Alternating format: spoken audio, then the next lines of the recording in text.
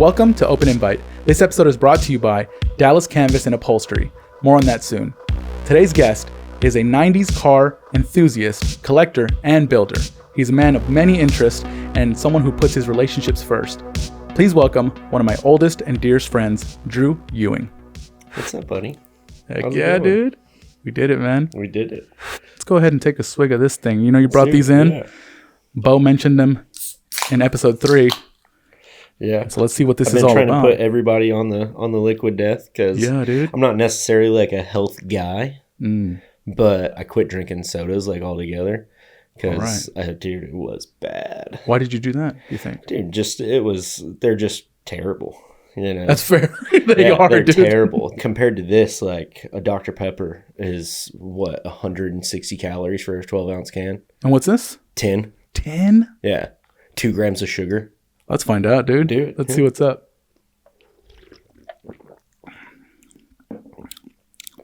It's pretty good. It's flavored sparkling water. I think the company's really cool. Whoa. They made drinking water cool again, which I like. Yeah. You know?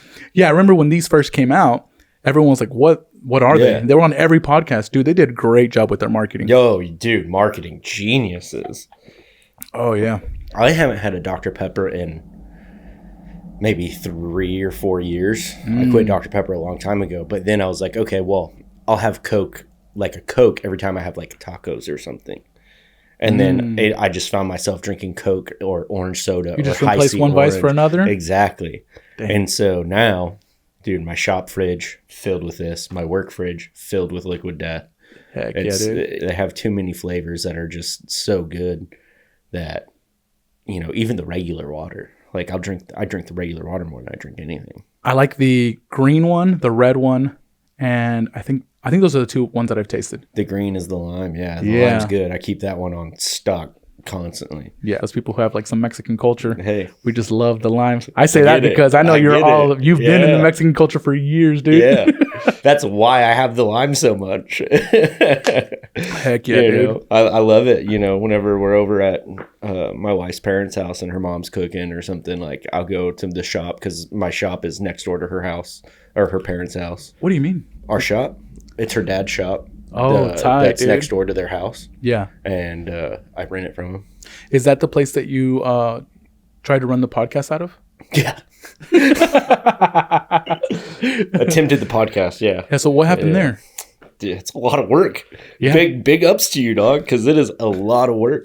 Thank you. Yeah. Dude, it was, I mean, I still have a full-time job, you know, and I know you do too, but yeah, it's a lot of work. Dude, I was the only one doing it. No offense to everybody else I was doing it with, but, you know. How long were your episodes? About 2 hours. That's a lot, bro. Yeah.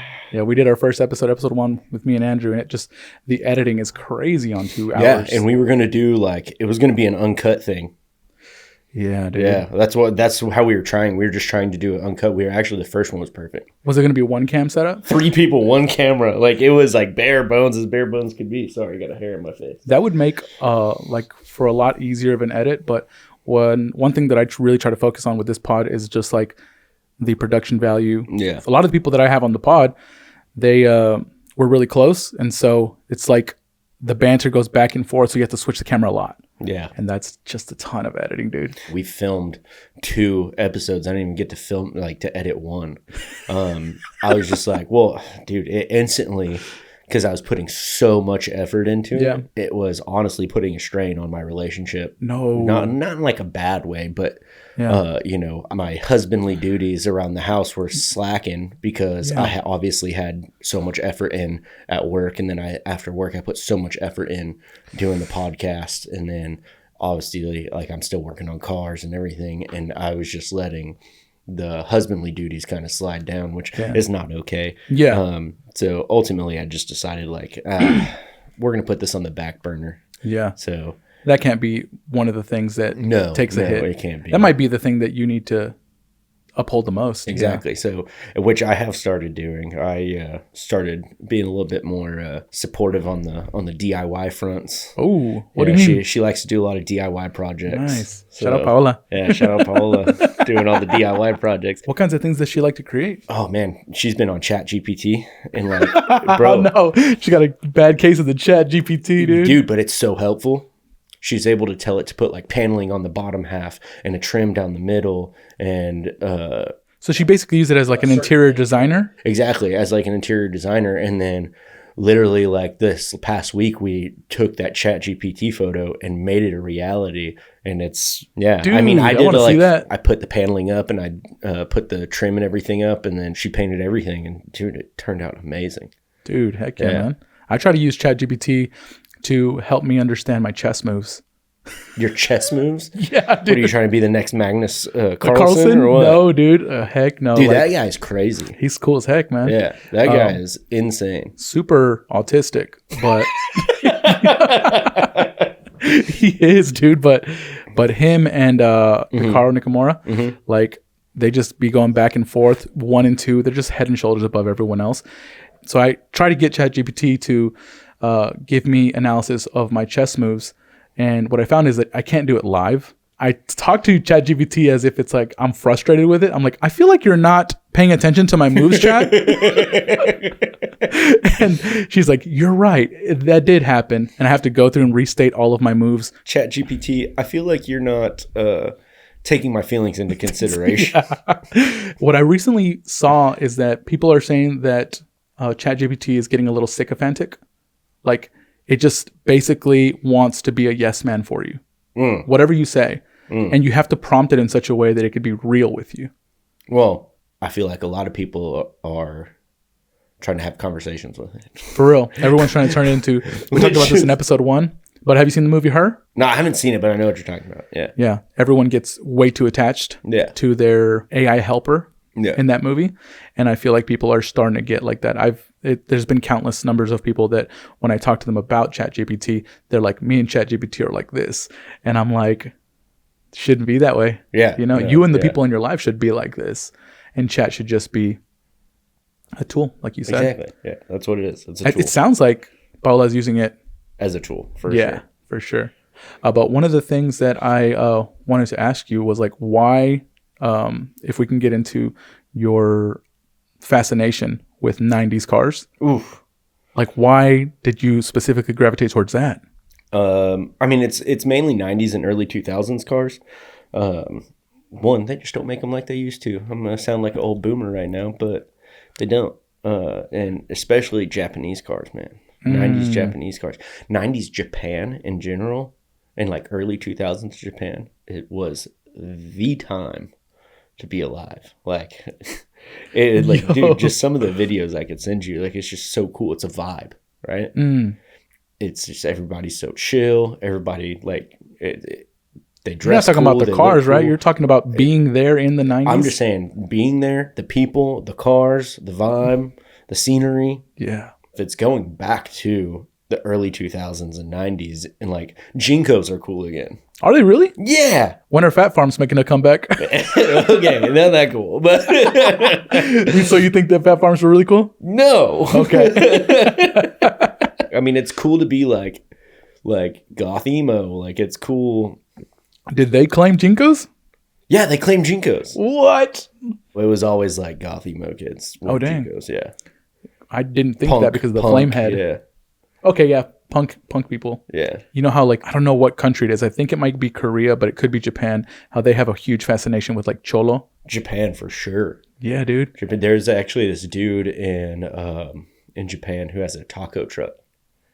He's a Japanese guy. And I think he moved to California, learned how to make tacos, everything like that, and took it back. And apparently, obviously I've never been to Japan yet. Yeah. But apparently it's like the most authentic tacos in a food truck in the middle of, Japan. I wonder how he was able to get like the correct like ingredients to make it work and feel super authentic. You could go to a steakhouse here, a really nice steakhouse, and get A5 Japanese Wagyu. That's fair. And where'd they get Japanese Wagyu from? It's not here. I mean, sure. I mean, maybe he imports the ingredients from California. Or we had a little Japanese-American exchange program of foods. I should go. Heck yeah, you should. I'm surprised you haven't gone. It's expensive, dude. Is it really? Dude, yeah, it's expensive. Now I found out about Zip Air, which is Japan's airline. And honestly, it's not that bad. Say you get on an American flight to Japan. One, that economy seat way back in the back and you're cramped up, that's going to cost $1,800. But it includes all your food and everything like that. You're getting fed while on the plane, right? Yeah. Where with Zip Air, that same seat's $300. Dang, but all the food you have to buy. Way better. Or you bring your own. Yeah. Little airplane picnic. Yeah, no big deal. Jamie, pull that up. Our producer's not here today. So, unfortunately. But also, fortunately, because he's out having fun with his wife. So, that's what's up. And that's what's up. Do you know Kill Tony? Do I know Kill Tony? Yeah, dude. Do I know Kill Tony? Every Tuesday morning I listen to that on my way home. Okay. No one's ever understood my Jeremy reference. Come on, dude. Yeah, Come on. And that's what's up. And that's what's up. And that's what's up. For those of you who don't know, Kill Tony is a podcast. Comedians, they come up and try to have 1 minute sets in front of the audience to try to become a star, essentially. And they get critiqued by a panel of comedian judges. And so... yeah, I love that. And then, what's the comedian's name that does Dr. Phil? Adam Ray. Adam Ray, yeah. And so Adam Ray has these characters, and then freaking Jeremy. So good. Such a good, stupid character. And I don't think he's ever brought him back. Nope, not yet anyways. I wish he would. Yeah. It's pretty cool that he was able to get Dr. Phil into a... like him and Dr. Phil interview Dr. Phil as Dr. Phil. Dr. Phil, yeah. And Dr. Phil and Dr. Phil together. And Dr. Phil is such a good, like the actual Dr. Phil is such like a good sport about it. Like it's so funny. So good, yeah. Yeah. He even does the, we'll be right back. He's very based. You know what that means? No. It means like based in reality. Oh, like grounded. Yeah, essentially. I don't know all these lingo terms. Yeah, these Zoomer terms. Zoomer terms. What's a, I see, I don't even know what a Zoomer is. You know what a Zoomer is? Never met her. So... so a Zoomer is essentially you take the boomer reference, like the name, and you connect it with Gen Z. And so it's like, instead of boomer, it's just Zoomer. It's just a fun way to say Gen Z kid or Gen Z person. And we're millennials. Yeah, we're millennials. And just right after us are zillennials. What? Yeah. You're confusing the shit out of me. I'm done with this. It's the people who aren't quite Zoomers and they aren't quite millennials. And so they're just right on the border. This is a zillennial. The dumbest thing I've ever heard. Okay, fair enough. What's your sign? I was born on a Monday, 7:30 p.m., 1992. It was a stormy night. Yeah, I don't get all that. What's your rising? I feel like they're just making shit up now, dude. Oh, yeah, for sure. It's funny that we find a lot of the same stuff stupid and funny. Yeah. Who's your favorite comedian? Probably Ari Matty right now. He's so good. Oh, yeah. Yeah, the Estonian assassin. Yeah, we need to get him to become a U.S. citizen, dude. Yeah, dude, for sure. But Cam Patterson's always funny. Nice. I'm learning to appreciate... he always closes for Kill Tony? For Kill Tony, yeah. So he closes a lot for Kill Tony. I don't watch the full episodes all the way to the end sometimes. What? Yeah. Dude, sometimes it takes me 2 days. But you get to it. Oh, yeah. I think your last, not Bose, the one before Bose took me 2 days. Tito Strange? Yeah, Tito Strange took me 2 days to listen to. That's fair. Yeah, like... I get busy. Yeah. Let's get back to the car stuff. I want to learn more. We went on a tangent. Yeah. Which is it's a danger for us, dude. Yeah, I'm really good at doing that. Good. Yeah, that's how I like to be. Just, see, we're not even going to get back to the car stuff. Well, what do you want to know about the car stuff? I want to know, like, okay, so for one, when I look at all the cars that you choose, they've got like such squarish aesthetic bodies. Well, yeah, it's the 90s. How did those gems just kind of like go by the wayside this whole time? Or did they not? No, they didn't. It's very expensive. No, I can imagine that. Yeah. But I can imagine that leading all the way up until now, there was a point in time where they just weren't expensive. Like you could just get them at market price. Oh, yeah. I'm sure there were.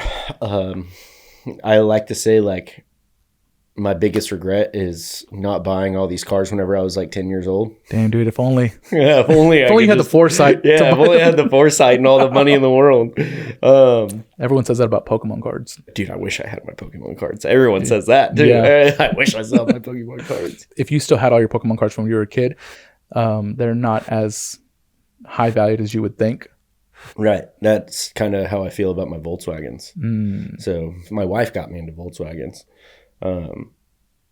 But like our Volkswagens, we know what they are. They have a lot of really rare parts on them, but they're still just 90s Volkswagens, you know? So they're still only worth, like, if we tried to sell like our nicest ones, like I'd have to get $30,000 to sell them or else it wouldn't be worth it. Yeah. But no one's going to pay that for a 1995 Volkswagen GTI. You know, so you really got to do it for the love. As much as I curse and like yell at these cars and get frustrated with things whenever they don't go my way, like while I'm working on cars, it is for the love. Yeah. Yeah. And I feel like people won't really buy already fully customized cards. They'll buy the base and use it as a project right car. now people do because we're about to get into it. Because TikTok, thanks TikTok for ruining car culture. Dang, how do you do that? So people just want the cool cars. They don't want to put it in the work, right? And TikTok car culture made wheels, coilovers, wrap, boom, you're done. That's a build. You're cool. Let's slam it as hard as possible and put the wheels as tilted as possible. And you got a cool car. You don't. Yeah, and you really love the details, right? You go into like the bolts. You want to polish those. Yeah. My Corrado, that the one that I built for my wedding. Yeah. Mine, we built 2 cars for a wedding, as you know, because you were there. Dude, your wedding post, you know how most people will post like pictures of the wedding party, like the actual, like the groomsmen and the brides and all that stuff. Yeah, your wedding post was a picture of y'all two, and then both of y'all's cars was every other slide. Yeah. So you really love the details, and the people on TikTok, they just want the outside to look. I call them like 20 footers. You know, they look good from 20 feet away. But if you bring them to a car show, no one would appreciate here's them. the problem with car shows now too, is that it's 3-piece wheels, wrap, coilovers. It doesn't matter if the 3-piece wheels are rebuilt or they look like crap or, you know, whatever. And they're still, you know, going to do well in that car show because that's all anyone cares about anymore. Dang. They want you to have 3-piece wheels. They want you to have, you know, as long as the paint's in good shape or it's a wrap, even though the wrap's probably you did it in your driveway with your buddies, which is fine. Yeah. But don't let those corners peel. You know, people don't put attention to detail like this shit anymore. It's a bunch of like Band-Aids right up until the show, and then the car might start falling apart once you leave the lot. Yeah. Dang. And dude, I'll go to a car show and I'm like, trash, trash, trash, trash. I'll nitpick every single car. What are the things that you're looking for whenever you're walking around the car show and you're like looking at a specific car? What are the things that you're looking for that make the car quality to you? So first thing I like to look at, because this is what I do, interiors. That's the first thing I like to look at. Are there seats cracked? Yeah. Things like did that? you do something to the interior to maybe make it look a little bit cleaner, a little bit more customized, or not even customized, but even just OEM plus, like, you know, say you have an older BMW. Did you go find some new Recaros that came out of a new BMW and put them in there? You know, it's just the details. You know? Like, for example, my Nissan Laurel, which is That's your newest car? Huh? Is that your newest car? No, it's my oldest car. Oh, dang. It's the car that I imported from Japan. Oh, dang. Yeah. Was that process hard? No, not really. I had help. Was it expensive? Yeah. We're not going to talk about that. We're not going to talk about the company who helped me because I don't like them either. Does it have the steering column on the so it's side? right-hand drive. It's on the right side. Nice. Literally, dude. it's on the right side. Does that make things confusing when you switch between cars? No. Nah. I mean, you get used to it. I mean, I've been driving right-hand drive since 2015. Okay. And I imagine that there has to be some sort of like legal stuff that you have to go through to make As long as they're 25 years or older, you're pretty much straight. Okay. because they're classic cars now. Not vintage, but classic. Classic, yeah. Nice. I really want to buy a 2000 Lexus ES300. It's a classic car. Yeah. Why? Because I really like that there's no bar above the window. And so when you roll the window down, it's frameless. That's what it's called, frameless. Dude, I love it when you go fill up your gas tank and then you like open up the car and you get in. That's how my Nissan is. It's frameless. Do you like that feeling? Oh yeah. Dude, my back windows on my Nissan, it'll drop down, and then once it gets to about halfway, the front will go down, but the back won't, so the glass actually angles down. And it looks so gangster. Let's go, dude. Yeah, so sick. But so do you particularly like convertibles and stuff like that? I like everything. Okay. Yeah, I like everything. I don't have a convertible. My wife's car is a convertible. I don't have a convertible anymore. Oh, okay. Yeah, I got rid of all the Miatas and everything. Why'd you do that? You had a green one, right? I had a green one and a red one at 2 different times, but I got rid of them to fund the Nissan. That's how I paid for the Nissan. Gotcha. So you didn't want to, you just did it. Yeah. I was like, I'm trying to step up my game. Okay. And even now I did the Nissan, and whenever I did the Corrado, the Volkswagen Corrado, I stepped up my game even further. I just feel like every time I build a car, it's just better and better and better. And that's what I try to do. I try to just make my builds just more and more detailed and better. And ideally would like to get a car into SEMA at some point, which is like the biggest automotive convention, and it's in Vegas. Dang. Yeah. Me and my wife go. We spent all week there last year. We did like 3 days there the year before that. But yeah, it's crazy. What do you feel like the end game is here for you, do you think? In the car world? Yeah. You don't want there to be an end game? There will never be an end game for it. I've made my name for myself in that industry a long time ago, back whenever I worked for a reputable shop and I was driving and I was racing cars and things like that. I did that. Nobody knows who I am anymore, and I kind of like it. I tried to do the Instagram thing. I tried to do the influencer thing, and one, it's just too much work. Two, it's not fun anymore. It takes the fun out of it for me. I was doing it for the clout. I was doing it for the followers. I would stop doing it for myself. So now I'm doing it for myself again. Good. Yeah, that's what I kind of did with the with like my old Instagram, rojo.mp4. Shout out to myself. And so it's like I stopped posting on there, and a lot of people did ask me, it's like, hey, why don't you post on there anymore? It's like I post probably like once or twice a year on there, and it's like I feel like that did get kind of like cloudy, like it was a lot of videos attached to a lot of other people's names and building up the following that way. And it's like this is a lot more focused on the people that I love and care about and that I feel like should have a spotlight. Dude, you're a freaking interesting character, and you always have been. Thanks. Right? And so like I made a list of all of the people that I thought were in my life that were super interesting that I wanted to reach out to see if they wanted to come onto this before I even started building the set. And you were like high on that list. I was like, dude, one day we're going to get him on and he's going to talk about all this random crap. Anytime you want me on, I can get it. Because, dude, this is like, we haven't even touched the surface. Like, for real. So we have the car interest. We have the anime interest, the amount of anime that I watch. And like, dude, like I'm working on watching a bunch of anime right now to build my own top 20 list of top 20 best anime. So then I could put it online and you could go like, oh, you want a top 20 recommendation of it? The best 20 animes, in my opinion, you need to watch. Boom, here they are. How many animes do you have to watch? I've watched thousands of anime. What? Dude, I will watch almost everything. How do you find the time for this? It's always on. Oh, okay. Because I try to like watch movies. I'll try to start shows when someone recommends them. Do not bother me during lunch. I'll take like a 30-45 minute lunch. In that 30-45 minutes, I am watching anime. You're dedicated, dude. Right now, like whenever I get home, I'm probably definitely, because the new episode of Lazarus came out, which is about a scientist who created a drug very much like the COVID vaccine called Hopna. And so everyone started taking it, but they learned that whenever you do take it, it kind of feels like it gives you a high. So people started taking it more and more and more. And then they found out, now we're coming up on like almost 3 years, like 2.5, 2 3/4 of a year, right? So 3 years is coming up In the timeline of the show. In the timeline of the show, 3 years of this drug being out is coming up. Yeah. Well, they started to figure out that at 3 years, if you have taken it, you'll die. Dang, dude. But there's a vaccine.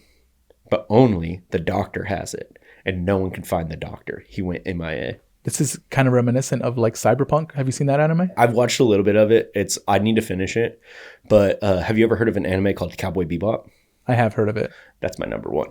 Nice. But so Lazarus is made by the creator of Cowboy Bebop. Okay. With the director of John Wick. The director of John Wick, like, he understood pacing and everything to a T, dude. It's good. Because how do the movies keep getting better and better? Yeah. Like, the first one was good. The second one was good. The third one was good. And that doesn't really happen with... Yeah. Like, and you're at 4? Yeah. And that one was They're good. All good. Yeah. Lazarus is my watch right now. And then I've watched some Rascal Does Not Dream of Bunny Girl Senpai. What the hell are these names, man? Yeah. Yeah. I'm just trying to live my life and you know, make boats look cool. I don't know. Yeah. Some people talk about, it's like, oh man, what's the meaning of life? Like, life feels meaningless. They get really nihilistic. And I'm just like, dude, so you have passions that are like super niche, right? And it's like, you really can find the purpose of your life specifically in a lot of that stuff, right? And in your marriage and just like your relationships, your closeness with your friends. And it's like, it's hard for me to relate to people who just cannot find the joy in life. And that's what you got to do, man. Like, the meaning of life is to live it. Because every day we're dying, you know. L-I-V-I-N. That's right. All right. But go see different places, which I didn't learn this until recently. Like, I didn't really travel a lot until I met my now wonderful wife. Yeah. Who has taken me all over, you know. The U.S.? We've gone all over the U.S. and now I've been to Mexico, which I loved Mexico. I want to go back so much. Heck yeah, dude. But also, like, we both want to go to Japan, you know. Which type of city in Mexico did you go to? Did you go to like more dude, it was our honeymoon, so we were just on a resort. They know how to do it. But yeah, they know how to do it. Dude, the food. The food. Yeah, dude. So good. Hey, you make me eat this mic because I just want to eat Mexican food in Mexico again. This video hasn't dropped yet, but so it's the episode before this that I'm editing right now is a chef from Mexico. Oh. And so I'm going to be excited for that one. Yeah, dude. And so, like, anyone who's watching this, they probably have already seen the last one. You know what I'm saying? Things are getting out of order, man. I had no idea. But, yeah, man. So I really learned how to enjoy life. Not recently, but like the last few years, enjoy life more than I already was. Yeah. You know, because I've lived a pretty crazy life, you know, as from being in the boat world my whole life because of my parents, wakeboarding, skateboarding, building cars, racing cars, illegally and legally, you know. Yeah. I get an itch, I go full send into something. One time I made a list on my phone just like of all the notable things that I could think of that I did in my life. And I started like replaying everything and I was like, dang, I did this, and this. I bet your list would be freaking crazy, dude. If you just really sat down and thought about all the things that you've done, all the fun moments, all of the like fun activities that just kind of left your memory for a bit. But I think if people, and some people, when you scroll their Instagram, like they still have everything leading up until like their childhood. And I think something like that is pretty beautiful. You can relive someone's life with them just by scrolling their Instagram or their Facebook or whatever like that. Yeah. And one thing that I really have been trying to do more is, you know, you look back at those moments and you're like, man, I wish I knew like that this was the moment. I was in the moment, in that moment. Yeah. And now I'm trying to be like, hey, this is one of those times where I'm going to be in the moment. Like I'm going to look back and be like, man, like that was a great time. I wish I was more in the moment there. Yeah. Say moment one more time. So yeah, I'm trying to be more in tuned whenever I'm like, we're doing something and I'm like, okay, I'm going to look back on this in the future and be like, man, that was a great time.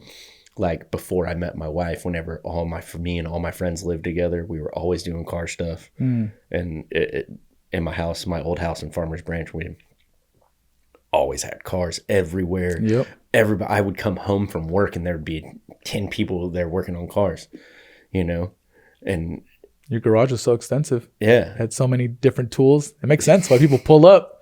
I pulled up one time for you to help me fix my my shocks. I don't even remember that.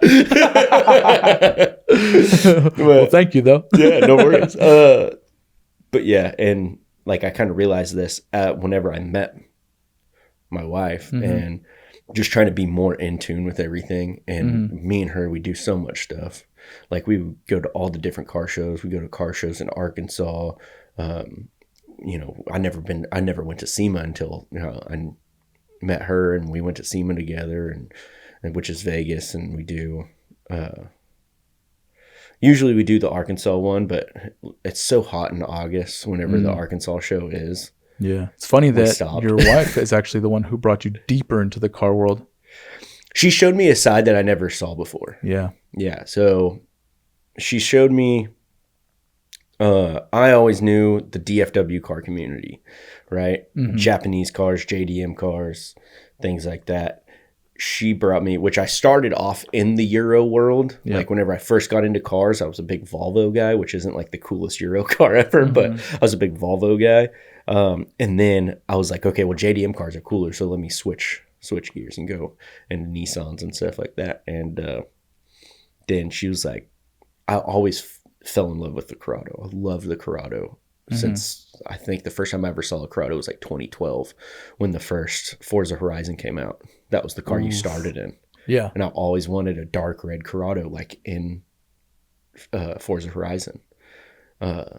Which know that I built, made your dreams come true, dude. Right. And she was like, you know, I met her, she turned out to be a big Volkswagen person, and I was like, you know, I really want a Corrado. Like she was talking to me about getting a Volkswagen. I was like, I really want a Corrado, and she's like, Corrados are awesome, let's do it.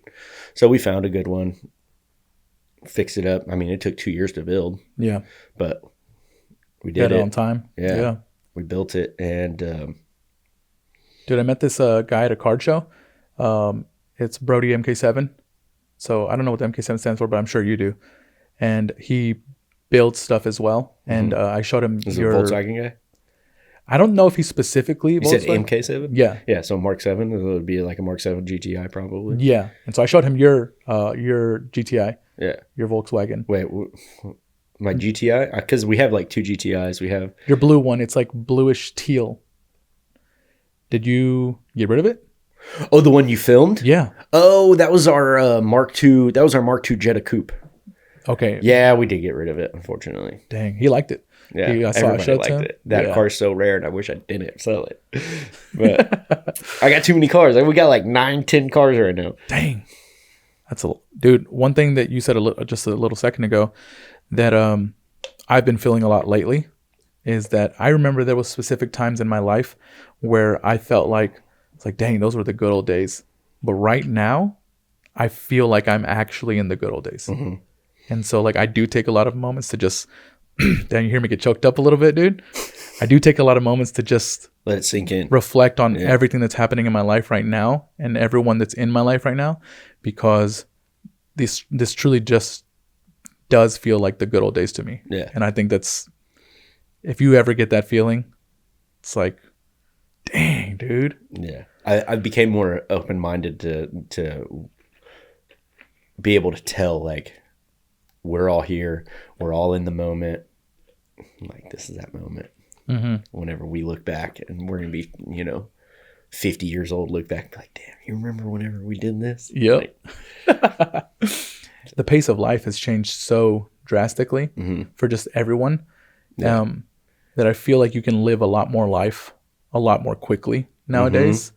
And so because of that, the saturation of life, you kind of just start forgetting about all the little cool things and they just kind of slip away. And everybody's so worried about like becoming famous or like how many followers you have. They don't realize that you're missing out on so much of the world. Yeah, dude. I'm not even focused on that at all. Yeah. Like back to what we were saying, we went on a tangent again, but back to what I was saying about, my wife, when she was like, hey, we want to go do this show in Arkansas. Like, let's go. We were just dating at the time we went, and the quality of builds there blew me away. Yeah. And the amount of cars that I saw with Texas license plates that I don't see at shows in Texas, I'm just like, why? These cars are so nice. They're so clean. Are they just not appreciated here? Exactly. They're just not appreciated here. Dang. Because the Volkswagen community and like the Euro community as a whole, like they'll do the craziest mods to their car. But you'll look at it and be like, this looks like a stock car. They'll like take a door handle off of a 90s Audi and mold it into their 2000 GTI, like just because the door handle looks nicer. That's so specific. Exactly. What the heck? But you would never know by looking at it unless you knew. Does it look really good still? Yeah, it looks great. Dang. What I really like about the Euro scene is that paint is more of a factor than wrap. I really don't like wrapping cars. Yeah. There's a time and a place for it, but here it's wrap everything. Mm-hmm. In the Euro community, it's, hey, like, we got to get this car painted. Like, we're painting this. People will buy like Lambos and like brand new Ferraris and they'll wrap them. And it's like, I Chrome get that you're gold. trying. They're trying to act like they're from Dubai or something. They're a prince. The only people who can get away with that are the princes in Dubai, all right? Yeah. Like, period. Do you feel like the painting versus wrapping, like painting is just so much more personal and it's like you're committing to something? Yeah, for sure. No one cares about your wrap. No one cares about what color you picked. So a lot of people, what they do is they're wrapping it themselves because, to be honest, to get a car wrapped, it's just as expensive to get a car painted. Yeah. Which is crazy. But if you do it yourself, it's way cheaper. Yeah. So everyone wraps their cars themselves. And it's like they take pictures in black and white and like, oh, the color reveal is going to go crazy. Like they're like, oh, just wait for the color reveal. But nobody cares. It's like no one gives a shit about your color reveal. Do those videos pop off at all? Probably. I don't know. Okay. You do the black and white photos and they're like, color reveal at this show, color reveal at this car meet. Like, first of all, why are you doing a color reveal at a car meet? Second of all, you're not popular enough and your car's not nice enough to be a featured car at a car show for it to be a color reveal. And even if it was, it's like, that's not the thing that people are interested in. Yeah. Like, so there's people who will do like a car reveal at like SEMA, right? Mm-hmm. But I mean, dude, they're famous. They got millions and millions of followers. They built the car for SEMA. People are invested. Yeah, people are invested. They made a whole YouTube series about it, building the car. So you know what color it is. You know what it pretty much it looks like. Mm-hmm. But like they do the big reveal with the car cover getting pulled off of it at SEMA for all the main pictures for SEMA because they're building this car for SEMA. They're taking months to build a car for a specific event. So they're going to unveil it at that event. Yeah. Where these TikTok boys and girls, we don't discriminate. Everyone gets it. Everyone gets the heat. They're all these, TikTok car enthusiasts now. They're like, oh, the color reveal, like your 52 followers don't give a shit. I wonder if they do. They might. Yeah. If you have that little followers, then that means that like they're probably specific. They're probably following you very specifically, unless it's like all of your other. No, if you have 52 followers, it's because you know 52 people. And they just followed because you put it on your story? You're not going to be the next, TJ Hunt or Adam LZ, which are like the two biggest YouTubers in the automotive industry. Show the color is my point. Put attention to detail, right? Yeah. Like, have fun with it. Damn, you get worked up. Oh, yeah. Dude, well, I stopped doing car shows because, not that it's about winning, but I'm losing to cars that don't have near as much work or detail. Ooh. That's got to be infuriating. Yeah, and it's because they have 3-piece wheels that they got on Facebook Marketplace that they haven't rebuilt. Can you describe what 3-piece wheels are? Yeah, I can. So you have your inner barrel, you have your outer lip, and you have the face of the wheel, and they bolt together. It sounds a little precarious. Like, it sounds like there's room for bad stuff to happen because there's all the stuff is separated. Yeah. So if you don't seal them right, yeah, that's what sounds like you need to do. You for know, sure. yeah, you got to seal them right. You depending on the wheel, you got to build them right. It's really not that difficult. It is kind of expensive to build, but they're made out of better materials. So they like where your OEM wheel is like cast aluminum, or some nicer cars are forged aluminum, or like you get in the hypercars, they're carbon fiber wheels, things like that. But for the most part, your day-to-day drivers are cast aluminum wheels. Your cheap aftermarket wheels are cast aluminum wheels. You start getting into more and more, you're getting into flow formed wheels, you're getting into forged wheels, you're getting into other things. But 3-piece wheels, the lips and barrels are, don't quote me on this, but I'm pretty sure they're steel. So it's just like a cheat code to get a lot of points really quick. In a car show, yeah, pretty much. Damn. I personally don't have 3-piece wheels. I'm not the biggest fan of 3-piece wheels just because I like monoblock wheels, which is a 1-piece wheel. I just think they look cleaner altogether. Now, there are some 3-piece wheels I'd kill for, but they're like $10,000. But my wife's 3-piece wheels are phenomenal. She have them on the car that. Yeah, on the wedding car. Yeah, they're Autostrada Modenas, which means absolutely nothing to you, but Pronounce it again. Autostrada Modenas. Okay. Yeah, fancy name. They're so sick. She's about to get them tattooed on her arm. Damn. What the hell? That's how you know I married a car girl, man. She's getting her wheel tattooed on her arm. Yeah. One thing that I find about myself, like let's say I'm playing the Pokemon Pocket TCG, where it's like I'm battling people with Pokemon cards on the app, right? And so when a new set comes out, the meta develops. You know what meta means? For those out there, it means most effective tactics available. So it is the way by which you will win. That's not the meta I was thinking of. Okay, yeah, no. But that's what it means in terms of gaming, right? And so when new sets come out, the meta develops and everyone very quickly finds out what are the best cards that you should be playing if you want to be winning. And I myself am very counter meta or anti-meta. More anti than counter, because counter means you specifically try to beat the meta, and me, I try to play fun builds that I really like to make and try to create creative stuff. And it sounds to me like you are kind of that player in the car world. It's like you don't like the meta, you don't like what's popular. Would you say that you're like that? 100%. And all my car friends would also say that I'm like that. They all call me hipsters and a hater because I have very strong opinions about things. Why do you feel that you're like that? I just like weird shit. Like I like station wagons. My wife does not. Like everybody else would be like, wagons are for old people, right? But I just think I like anything that's going to express what you feel, like I just like goofy shit. Goofy shit. Yeah. And I like to have fun. I want to do something different. That's one reason why I like the Corrado so much, the Volkswagen Corrado, my car that I built for the wedding. Yeah. Is because it looks different. It doesn't look like your normal, it doesn't even look like your normal Volkswagen from that time era. Yeah. It's just, I think it's goofy looking and, with the body kit I put on and everything and whatever, I think I made it look pretty badass, and I think I kind of made it my own. But and that paint color, dude, deep red, looks so nice. Yeah, it's a factory Porsche color, I believe. Damn. Yeah. Just anything that I do, I feel like it's art. So building the cars, art. The boat interiors, art.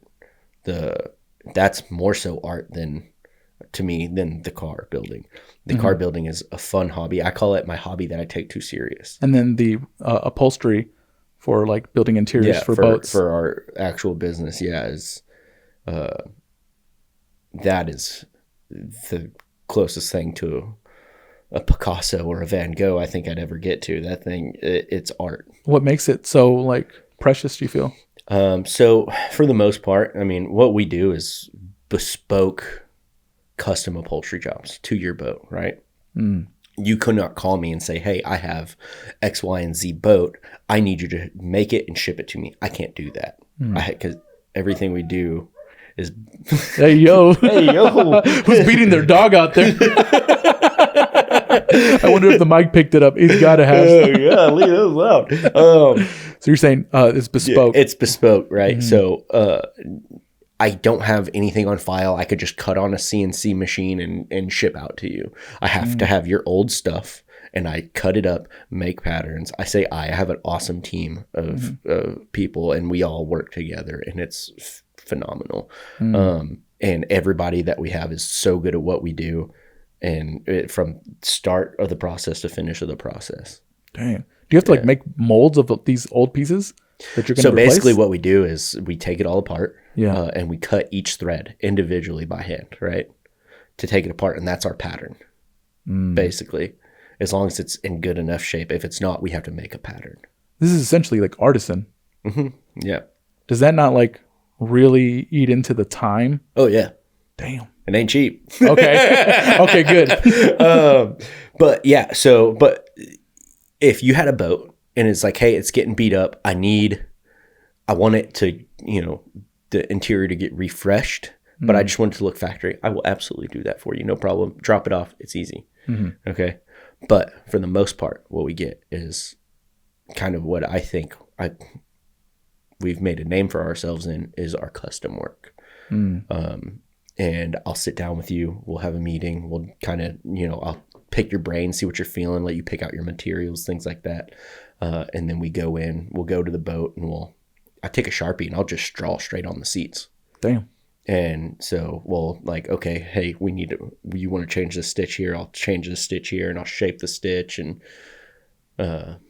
do all that and, figure out like, hey, do you want diamond stitching? You want hexagon stitching? I could stitch a unicorn in a seat if I wanted to. That's how the level of detail that y'all can get to? Damn, dude. Absolutely. And I use crazy materials all the time. Our standard marine grade vinyl for a boat is already a high quality vinyl. That's the standard you get with our base price. Yeah. But we do have, I use a lot of Alcantara suede that is water resistant, heat resistant, stain resistant. I was about to ask, is it water resistant? Because suede doesn't sound. No, it doesn't. Yeah, I put suede in boats basically. Yeah, which is crazy. People water think I'm crazy. Heat resistant. Yeah. That's crazy. And then we have Cool Touch vinyl, Chill Tech vinyl. And it's vinyl that doesn't get as hot as regular vinyl, which like vinyl gets hot. Like we get 110 degree summers. Yeah, dude. If you're out there on the boat, you sit on the seat or something. Oh, freaking A. Yeah. Yeah. I did a solid black boat recently. Damn. That sounds like it's going to get hot. Yeah. It doesn't. Oh, dang. Let's go. It still gets warm because it's black. So it still gets warm, but they claim 20 to 28 degrees of its regular counterpart. So the black Chill Tech versus a black regular vinyl, it's staying about 20 to 28 degrees cooler. That's substantial, actually. Yeah, it's a huge difference. Yeah. Especially out here in Texas. But if you're having a 90-degree day, it's like you might not feel the huge difference, but if you're having a 110-degree day, you're going to feel that. Yeah. It's because you're not going to burn the crap out of your back. But it was a solid boat on the outside, and I was like, yo, I want to do a solid black boat. Are y'all down in there? Yeah. Sick. So I love the people who are like, well, I love all of my customers. Yeah. But the customers that are like, hey, they're down to experiment. Yeah, we're down to experiment. Do you? I'm like, here we go. Yeah. Y'all fucked up. Yeah. Here's the bill. What's your budget? But yeah, dude, I recently for a customer imported, I don't remember how many hides it was, but this was not for a boat. This was for an RV, but it was about a little less than $12,000 in leather from Italy. Shoot. Yeah. Then that's just for the cost of the material. Yeah. And you didn't have to purchase that yourself? Like they brought it in? No. I got it for them. Okay. Yeah. I brought it in for them. So you have like connects out there? No, I had to call my vendor who sold the company. The company's from Italy. They didn't have it in stock, so we had to get it from the factory in Italy. Gotcha. So I knew you did upholstery for boats and stuff. I didn't know it got this deep. Oh yeah, it gets deep, dude. We utilize CNC machines as much as we can. Like so for all the diamond stitching, hexagon stitching, things like that, we have a CNC sewing machine. Yeah. It's a couple of the images that came to mind when you were talking about this. For one is like the consultation kind of reminds me of like when you go speak to a really careful tattoo artist that really wants to nail down what you want. And so it's like they're sitting with you, they're talking with you, they're trying different things out. to show you what the end product could look like. And the other thing is it reminds me of like picking apart a shoe to like recreate it. And so that you can have like lay out all the pieces flat, and so you can create all of the different shapes and then be able to create those shapes, like replicate them and cut the things out and then stitch it back together. Yeah. And that's what it kind of reminds me of a little bit. Yeah. Well, I got really deep into the YouTube hole of people making bespoke suits. What the hell? How's that work? Like, you know, where there's a YouTuber who you could go to him and he'll take all your measurements, he'll talk to you and things like that, take your measurements and make a suit for you, right? And then his YouTube series is, okay, now he's talked to you, made measurements, picked out materials, things like that. Now you got to go back for your first test fitting. Okay. You know, then you test fit everything, then you go back and it's bespoke. Everything is completely altered to you. Right. So that's kind of how I tried to start making what we do. Is I want it to be a good experience. You know, I want you to have fun with it, because when else you're not going to want to draw on your boat with Sharpie ever. Yeah. But we're gonna. Yeah. You know, like, and so you want it to be as close to their ideal, right? As close to their dream as you can get it. And a lot of people don't know what they want, right? And a lot of people come in and just think we're going to redo it how it's supposed to be done, until I start bringing these questions up, like, hey, sorry, how do you feel about this? How do you feel about this? Like, do you want to do this? Have you had any thoughts? I try to get them to think about every possible solution. And sometimes at the end, they're like, no, we just want to look exactly the same. Cool, not a problem. Yeah. But other times they're like, you know, I didn't think about that. That's a good idea. You know, how this stitch flows this way, but breaks from this cushion, and then it comes back here. We should connect that stitch and make it just continuously flow. It's just something that regular people wouldn't even think of. And then once you bring them in there, you open up that kind of world for them. Exactly. Nice. But then I get other customers who come in. I have 2 customers right now that have their boats in with us, and they came in with printouts of pictures and what they want, which is fine with me too. That's less work I gotta do, you know. But then there's times where I sat out in the parking lot and with a straight edge and a ruler and did a crazy design that took me 4.5 hours just to design the boat. Why did you have to design the boat? Like, to design the interior of the boat. Okay, I see. Yeah. And because the way he had this pictured in his mind had a lot of straight lines, a lot of hard edges, right? So, you know, I try to make it as symmetrical as possible. Well, no boat will ever be truly symmetrical, because no boat is symmetrical, you know, because you have on the right side of a boat, have the captain's seat and where you drive, and then the seating starts behind it and then wraps around and goes kind of like in the shape of a backwards J. Okay. Right? And then you have a triangle in the front.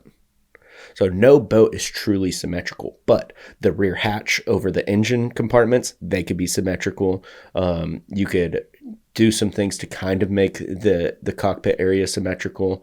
And then the bow can be symmetrical, except for on this particular boat that took me 4.5 hours to design. In the triangle, it had to get into the front bow triangle section of seats. There's a walkway, and that walkway was offset. So one backrest, which is how it was supposed to be. One backrest was wider than the other one, so that was not going to be symmetrical. But some people still want it anyways. Damn close. Yeah, it still looked great. Nice. Heck yeah, dude. Of course, everything we do looks great. Hell yeah.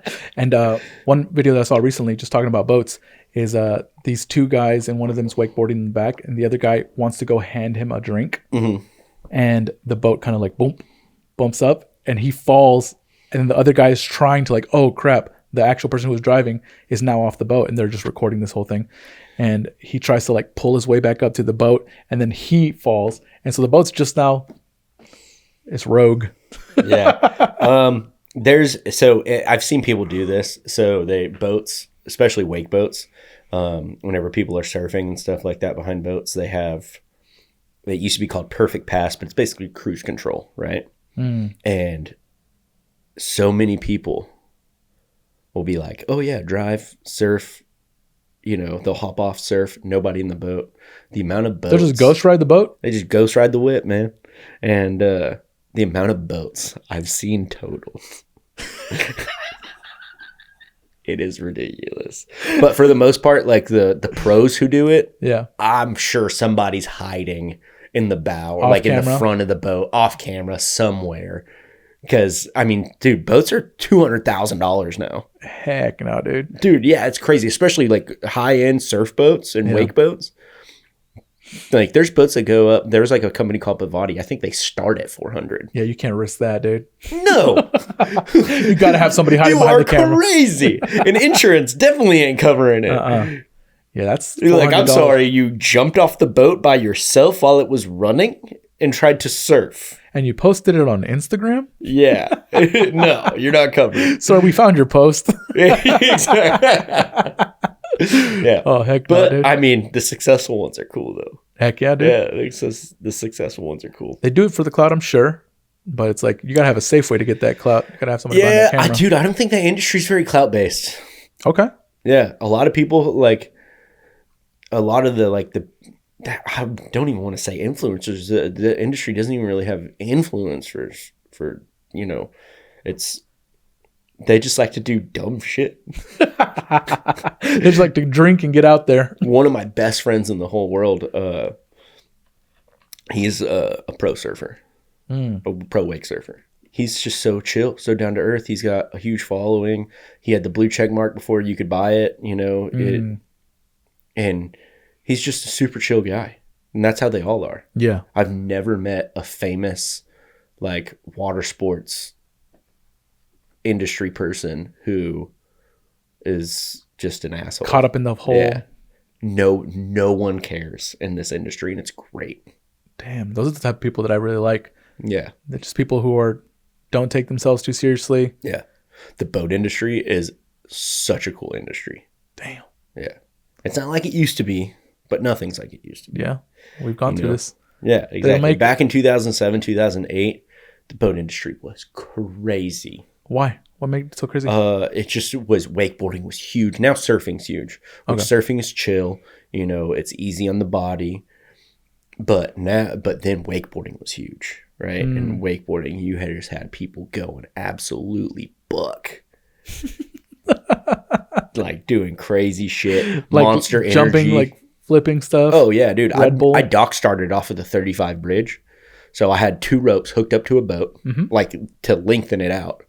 And I climbed up, like from the water up the side onto the bridge of 35 over Lake Louisville. Okay. And put my board on, grabbed the handle, and they pulled me off of the bridge. No, this is like I think it was like 2007. The water level, you couldn't even get. Did you land it? The bridge. Yeah, it took me a few tries, but yeah. The water level was so high then, like you couldn't even get a boat under the bridge, so it wasn't that big of a drop. Okay, it was still like, I think it was still like 10 feet. Still pretty high. That's what I'm talking about. Like people were like jumping over other boats. Like Monster Energy would at Dallas Market Hall brought swimming pools, right? Mm-hmm. They built swimming pools, like huge ones. Yeah, pretty much, and filled them up with water, and had a winch pull with a wakeboard rope, and so people were wakeboarding inside Dallas Market Hall. A winch, like something that you have in the front of a Jeep that like pulls. But can go like 20 miles an hour. Damn. Yeah. Super high powered. Yeah. High torque wrench or wench. Winch. Yeah. Damn. But yeah, dude, the industry is crazy. And back in the 2007, 2008, which I've been in it my whole life, because it's family business, everything like that. So I've seen it from peak to lowest, but getting back up to the peak. Tight. Which right now it's looking like it's getting back up. I hope it's getting back up. Yeah. But for the sake of one, of the business, but 2, you just want a cool industry and world to just really be. It is. It's back a great in its prime. industry. You know? And I'm trying to do a lot of cool stuff with it. I'm trying to harness that 2007 energy and bring it back in to the modern day. Try to make things, just make shit cool again. And that's kind of what I'm trying to do here with this podcast, is like just bring back actual conversation, bring back real connection between people. And So yeah, I really appreciate you coming through today, man. Thank you so much for your company sponsoring this, and thank you guys out there for watching. We appreciate you tuning in every week. And again, my good buddy Drew Ewing here, thank you so much for coming. And then you guys go follow. What are some socials that they can go follow? Facebook is my biggest thing on Facebook Marketplace. Yeah, addicted to Facebook Marketplace. But no, for the company, it's mainly just Facebook. Dallas Canvas and Upholstery on Facebook, and then Drewski with 9 eyes on Instagram. If you 9 eyes. see. I always want to type it in, and then I just like see. I'm just like, dang, dude. Well, I don't know if you know this. You're the reason why it's Drewski. Why? What happened? In high school, every time you see me in the hallway, Drewski! Yeah. You know? Yeah. So that's why it's Drewski. You're the reason why it's Drewski. You know? Yeah. And the 9 eyes was, there is a reason behind the 9 eyes. Okay. And it's because 1 through 8 was already taken on Instagram. Who's the Drewski with 10 eyes, 11 eyes? Yeah, right? No, I want to know who Drewski is with the 1 through 8. Who's the original OG Drewski? I literally just was like 1 eye taken, 2 eyes taken, 3 eyes taken, 4 eyes taken, and it took 9 eyes to not be taken. But hey, 9 Origin eyes. form Drewski's out there somewhere, really holding it down. For 9 the eyes for the 9 lives, you know? Let's go, dude. Yeah. Cool cats, man. Yeah, cool cats. Heck yeah. We didn't even talk about the cats. Damn. Yeah. No, next time. I'll have you on. Heck yeah. Next time. I'll have you on again. Yeah, for sure. Thank you guys for watching. We'll talk about the 9 cats that live in my house. That's crazy. Cliffhanger. There you cliffhanger. Thank you guys for watching. Make sure to like and subscribe. Hit that notification button, and we'll see you on the next one.